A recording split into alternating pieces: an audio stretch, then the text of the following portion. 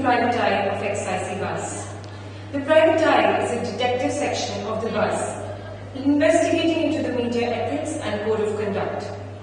With the media growing like a hydra-headed creature, morphing out not only in terms of technology, but also in its very nature and character.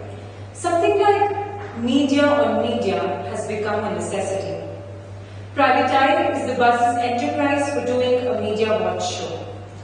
In our first episode, I, Punya Mahajan, along with my colleagues Ashna Harjani, Leroy D'Souza, and Mrinal Nakashi, bring to you our very own investigation about the coverage of rape by the media. Rape, until some time back, was not given any space or was hidden way inside the pages by the media. Public outcry has made the media sit up and put it on the front page. The coverage has stepped up, but are the journalistic ethics being followed? Is the media aware of the sensibilities and the sensitiveness that the reportage on rape demands?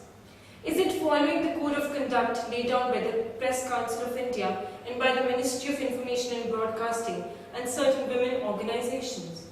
Let us look at the coverage of the recent rape case of a photojournalist in the Shakti Mill compounds. We have with us 4 newspapers and 1 tabloid: the Hindustan Times, the Times of India, the Indian Express, DNA, and the Mumbai Mirror. And can you guess what the findings were? Well, let me warn you. You are in for some surprises. So stay tuned to look at the best and the worst of rape coverage by the media. But before that, Ashna Harjani will take you through the established norms and codes of conduct for reporting on rape. We have based our analysis on these parameters. Over to Ashna. With the menace of rape and safety of women becoming a grave issue, awareness of media's role in coverage of such incidents has been getting a lot of attention from both the legal and the social fora. Now this has culminated into various codes of conduct, ethics and parameters being set for reporting. The most important parameter being of keeping the identity and whereabouts of the survivor and the family hidden. Basically, even the graphic details of the incident should not be published. In the media, it's increasingly become a trend to use words like savage, barbaric, and heinous for every rape crime. Yes, rape is a crime, but it doesn't mean we use unwarranted adjectives. We can certainly do away with these, as it only leads to sensationalism. People have voyeuristic tendencies. They're very inquisitive. They want to know about other people's travesty. The media is fully aware of it. However, it succumbs to it, to either get more readership or more TRPs. It's often even argued that people want it, so we give it. However, that should not be the case. The media has grave responsibilities. It should not play to the gallery. It should try and avoid giving out sordid and undignified details as much as possible. Even according to the Press Council of India, newspapers should not pass on conjectures, elevate and comment. And all these categories should be distinctly identified. Now, keeping in mind all these parameters, we'll take you through our findings and analysis of various newspapers. Over to my colleague Mrinal Nakashi, who will look into Mumbai Mirror's coverage. Our analysis of the Mumbai Mirror's coverage of the Shakti Mills rape case found that the paper had actually violated many of the guidelines laid down to cover a rape story. Firstly, it included many hurtful and undignified comments that would only serve to further traumatize the victim. Also, the paper included words such as monster and chilling to create unnecessary drama where it was not required. Next, the paper often included subliminal messages and voyeuristic details which were of no use to the public. Crucially, we observed that the graphic descriptions of the events of the day provided by the paper are likely to instigate criminal minds to perpetrate similar events in the future. Overall, the newspaper's coverage of the story was found to be loud and over-elaborate, and it failed to present facts in a concise manner. If we just look at one story published in the newspaper on the 25th of August 2013, you can see that it starts with a double-deck headline titled "Mehman aaye hain, khatirdari karne ke liye aa jao." The headline in itself is sensationalist. Add to this, the paper paper continues in the same vein by using the word brutal in its very first sentence. Next, the paper goes on to compromise the victim's safety by not only noting the hospital she is being treated in, but also pointing out her ward and the floor it is located on. Lastly, the paper continuously points at a source, but fails to name it, making its story sound dubious. That's all for a look at Mumbai Mirror's coverage of the story. Now, I'd like to hand over to my colleague Ashna Hajani, who will put the Indian Express's coverage under the scanner. Out of the 4 newspapers we've analyzed, the biggest defaulter has been the Indian Express. So I'll take you through one of the front page lead stories of the Indian Express. Now, the headline reads as, "All accused held, cops say victim was made to clean crime scene." Don't you think the second part was unnecessary? Isn't it being highly insensitive to somebody who's already gone through a great deal of torture? And most importantly, what purpose does it serve? Yes, had it served the purpose of putting the crime under a different legal bracket altogether? Just like in Nirbhaya's case, where the whole media outcry accompanying the brutality had put the crime in a different legal basket, and the whole anti-rape bill was passed, it would have been justified. But in this case, it is serving no purpose. What's even more intriguing is that the 4th paragraph in the same story elaborates on the headline. Yes, the Express has all its facts in place. They have quoted police officials, they have quoted the crime branch, yet these are details which could have been easily avoided. And worse still, let's move on to the 3rd page. Here. Those 3 R's.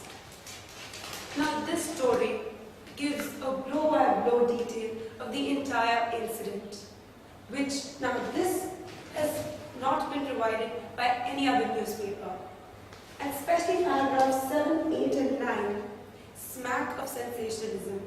It abets voyeurism in the reader and flouts parameters. And finally, the story also reveals the name of the hospital where the victim was admitted. And everything boils down to the question of why. Does providing such sordid details help in the investigation? Does it in any way deter crime from happening? Or perhaps does it only provide ideas to borderline criminals? And I'm going to leave you with all those questions. Now my colleague Punya Mahajan will take over. 2 more held for gang rape, cop folly, let another slip away. If resisted, they plan to kill the photojournalists. The subhead, "If resisted, they plan to kill photojournalists," for the story published in the Times of India, airs at providing ideas to borderline criminals about killing the victims. Source for the same has not been listed anywhere in the front page news story. The story on page 4, headline, "Rapists use aliases at the time of crime," further elaborates on the idea of killing the 2 photojournalists. Apart from this, the coverage by the Times of India is sound and watertight and is successful at protecting the identity of the victim. The report doesn't speculate and doesn't give out any voyeuristic details. It doesn't use any unnecessary adjectives, and no moral policing has been done that may lead to sensationalism. The report is concise and to the point. The reportage in the whole is very active and puts myriad ideas under the lens that deal with the safety of women and how it can be increased. Now, Leroy D'Souza will be talking about the Hindustan Times, which according to our findings has adhered to the norms and the parameters of sensitive reporting and perhaps been the most considerate in this case. Hindustan Times was the best newspaper among the 5 newspapers that we tested. If you can look at the headlines, it says 48 hours, 3 arrests, more annual. It just gives the time elapsed since the raid took place, the number of arrests, and the public sentiment over it. Even the deck over here, probe, 2 accused in police custody till August 30, 3rd to be produced in court today. Plotted, photojournalist visited mill earlier, accused may have planned crime, say police. Landmark, First major case under the new anti-rape law. Guilty can be kept in prison for life. Well, none of the parameters we are judging the newspaper on seem to have been flouted.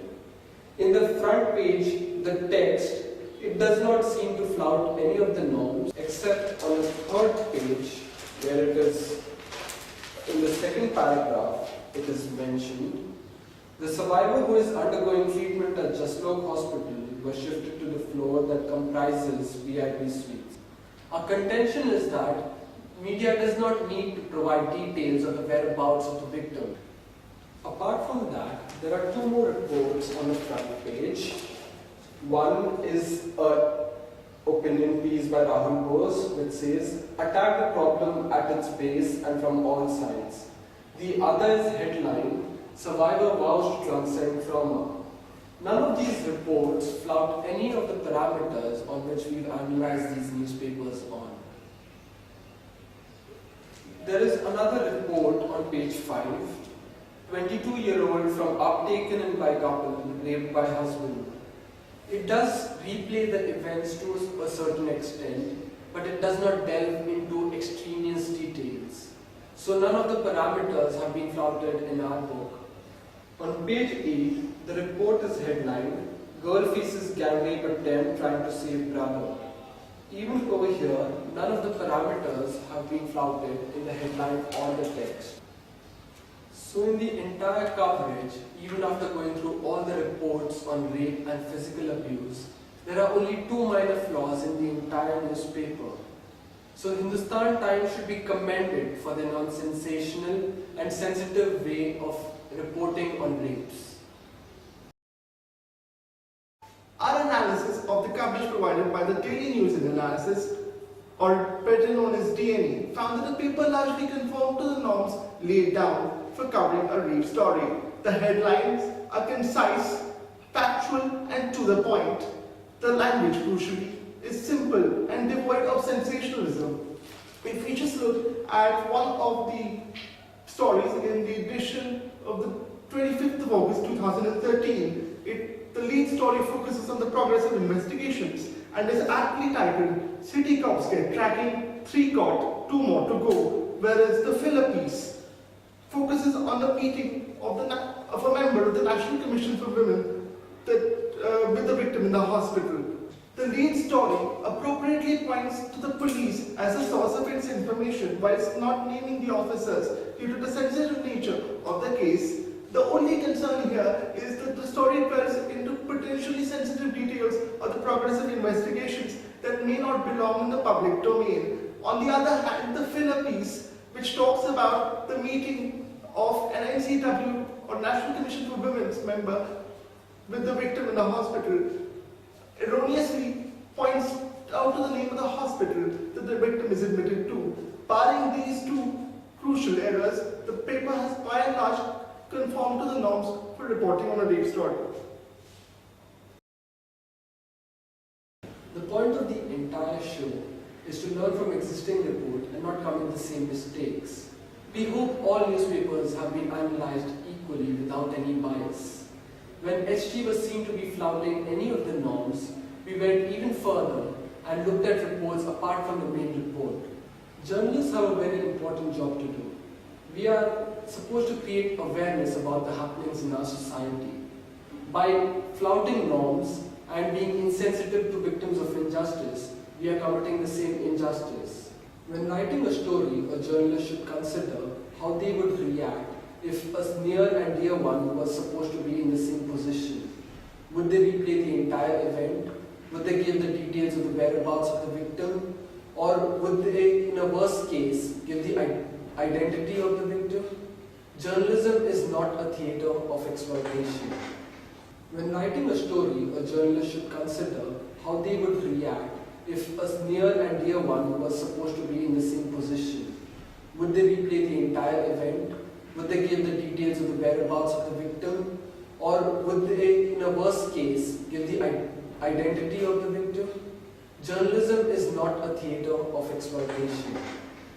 So why not be more sensitive? Watch out for the next episode of Private Eye. Until then, goodbye.